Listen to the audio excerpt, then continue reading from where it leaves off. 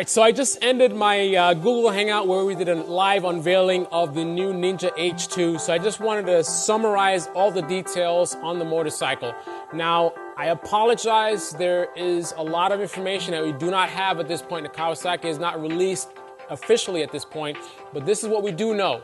There are two bikes. There is a Ninja H2 and a Ninja H2R. The Ninja H2R is the race version of the Ninja H2.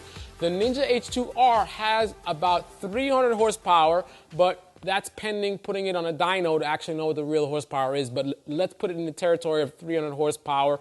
Now, the winglets that you see on the front fairing and also on the lower section of the motorcycle, those are in fact there for stability. That's for high speed stability, quote unquote ultra high speed stability. So what is ultra high speed? That's another information that we do not have at this point in time. We do not know what the top speed of this bike is, but you can do the math.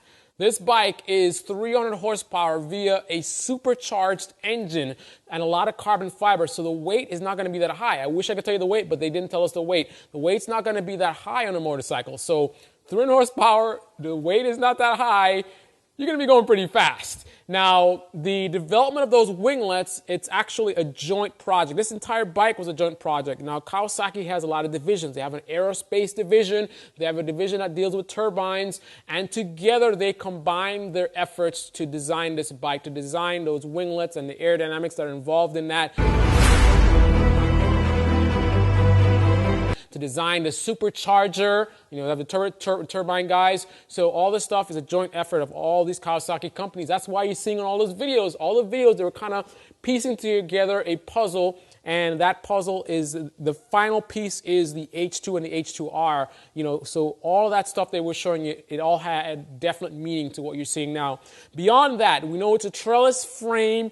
We know it's race slick tires. The H2R is a race bike, so it's race track only, experienced riders only, Kawasaki says. So you're not going to see that on the street anytime soon. Think of it as a Sesto Elemento. I did a video about the Sesto Elemento. That's a street-only car. It's that kind of thing. How many of the H2Rs are going to make? That's a good question. We were told probably about 500 bikes. But out of those 500, how many are the Rs and how many are the street version? We'll have to see how those numbers play out, but definitely that is what it's looking like right now at this point in time. I wish I knew about the traction control modes, the power modes. I do not see any information about that, and I think that's pretty much all the details we have at this point.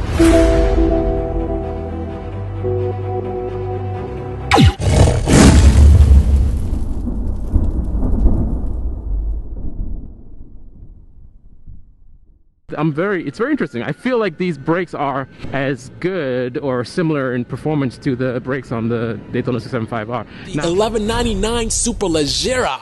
This motorcycle features a Super Quattro L twin-cylinder engine